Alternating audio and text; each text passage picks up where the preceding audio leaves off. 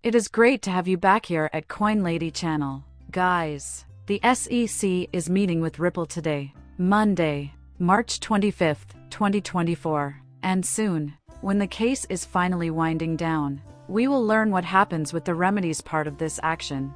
We'll get into the implications for XRP in particular, since some believe it will be very significant. I disagree with that evaluation, as I have stated before and will continue to do so. To be fair, I may be mistaken. Who knows? It could just be that random internet guy. On the other hand, we're going to have you know, first word on the remedies portion, which is exciting. Tomorrow at the latest. That is an additional component of the due date. Here I will provide you all the details. Also, I'd like to write about this story for a little. You may thank Business Insider for this. We last discussed SPF on the Coin Lady channel. It's been a while. That adorable cover was devoured by SPF. You scumbag. Nonetheless, this is the headline. Victims may get their money back in full. According to FTX, maybe the judge who handed down Sam Bankman's sentence won't give a hoot. Finally, a couple of things. Just so you know, Sam Franklin, who was recently released, is scheduled to be sentenced in the coming days. 100 years is within his reach.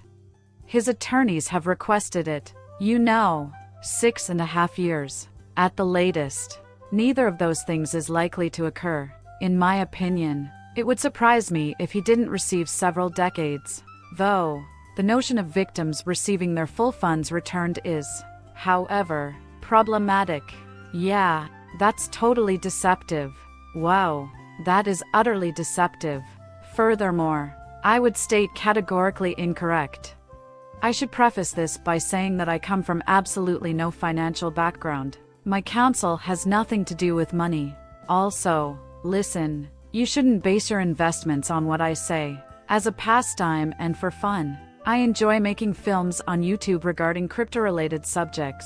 I'm just an enthusiast. We will now move on to the first topic. Presenting to you today is this headline. SEC and Ripple move on to the next stage with the crucial filing timer starts ticking. The ongoing legal dispute between Ripple Labs and the U.S. Securities and Exchange Commission has captured the attention of the cryptocurrency industry and has far-reaching consequences. With the launch of the remedies briefing and a crucial filing, the lawsuit recently advanced significantly. James K. Filing, a former federal prosecutor, claims that the SEC has secretly submitted its opening brief and supporting documents pertaining to remedies. These materials will be made public with redactions no later than Tuesday, March 26, 2024. They are currently not available to the public.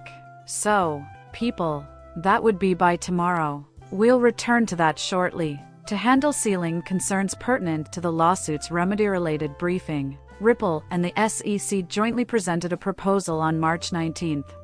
The remedies briefing is being initiated with the SEC's opening motion. Important dates to remember include April 22, 2024, when the opposition brief is expected, and there could be 6. It is anticipated that the SEC will respond concisely.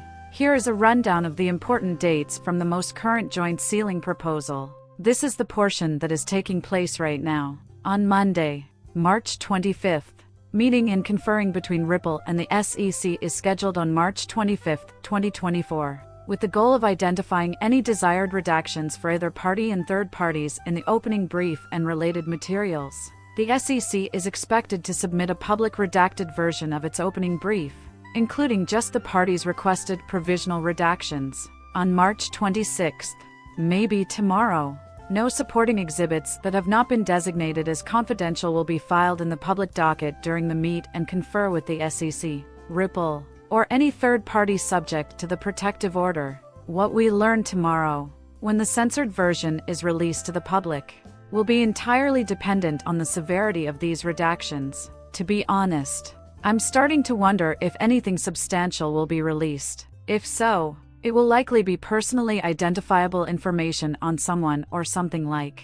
That is the matter that Ripple and the SEC will discuss. However, I believe that this matter will be covered in a narrative, and we will discover the extent to which the SEC is seeking solutions to combat Ripple, whatever it is. I have a feeling it will be very outrageous and out of hand. My wise counsel tells me that the attorneys at the SEC are, in fact, a group of jerks. Therefore, I think it's quite likely that you should do something entirely irrational, even if it's outrageous. This has to be documented, and our next step is to discuss it online. This has been going on for a long time, guys. Now let's talk about if this is relevant to XRP. In particular, I may be mistaken if I ignore the people who still live in the town and fail to consider the context in which they hold this view. Some believe that the XRP price will respond to the news either way. Eventually this will be over, and they speculate that a good verdict for Ripple would determine what happens to the price of XRP. I simply do not believe that. It seems to me that the market is unconcerned. I mean, XRP's legal clarity is obvious. The reason behind every single US exchange doing realist XRP is because of this. Therefore, I believe the market would have noticed if that wasn't the case. In other words, Ripple will receive a rough deal and be subject to astronomical fines or other penalties in the event that they obtain a bad bargain. As far as I can tell, there is no benefit to an XRP holder. Who cares if a speculator doesn't? So yet, I haven't come across a compelling argument. Still, there are many who assume, for whatever reason, that this is the general public's reaction. What the hey? I just refuse to comprehend. I could be completely mistaken, but it doesn't make sense to me. In my opinion, the markets won't care one way or the other. For what reason? Anyway, not at all. As far as I'm concerned, it is completely irrelevant. Because I've been an XRP holder for a long time and because you all have. This is only relevant to the extent that it is. Right now, to be honest, I am curious. Also, I have no doubt that you all do. Well, duh, like, we're kind of curious about it. The important part, though, is over. We have now achieved clarity, and a bull run is about to begin. It's very remarkable. So far, it seems like everything is going swimmingly for us. I see. But in terms of regarding SPF, I would like to have a brief conversation on this. Victims may get their money back in full. According to this headline from Business Insider FTX, Sam Bateman-Fried's sentence judge may be unconcerned. Well, I have no idea how the judge will react or what factors will be taken into account, but victims will receive their money back. Judges are supposed to be thinking about that, because it's completely false.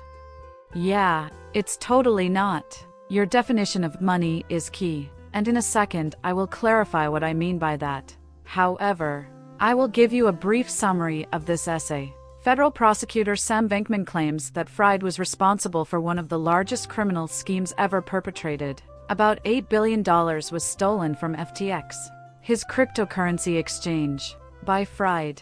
So it is said.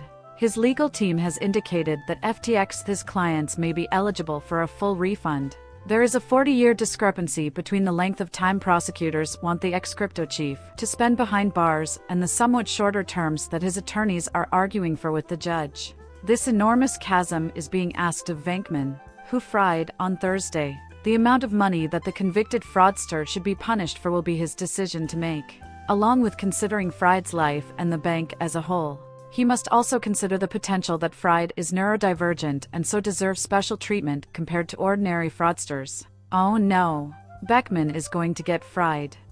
Cucumber fruit, I could care less if we had a car cat or not. He ruined people's lives, and I don't even feel sorry for them. This jerk has zero compassion. Nathan without charge. FTX's complex bankruptcy is intrinsic to Fried's criminal case because he was found guilty of fraud with this Bitcoin exchange. A seasoned businessman named John J. Ray III took over as CEO after FTX collapsed and entered bankruptcy in December 2022. Since then, he has been responsible for guiding the remains of FTX through the bankruptcy court, and he was jailed in December 2022, set free, and his accomplices in the plot. A number of other executives have also pleaded guilty and cooperated with authorities. They were involved in bankruptcy processes that ran simultaneously to FTX's. While under house arrest, Franklin reported to his parents' home to try to assist with the bankruptcy procedure. He emailed Ray multiple times, promising to help FTX discover his assets. But Ray always ignored him. Ray informed the court shortly after assuming control of the company that reliable financial data was completely lacking, which allowed him to vent his frustrations about feeling excluded and to tell friends and press that he could have helped find FTX's dispersed assets. Well, that concludes our video. As always, I'd appreciate it if you could subscribe and leave a comment with your opinions. Muchas gracias. Depart.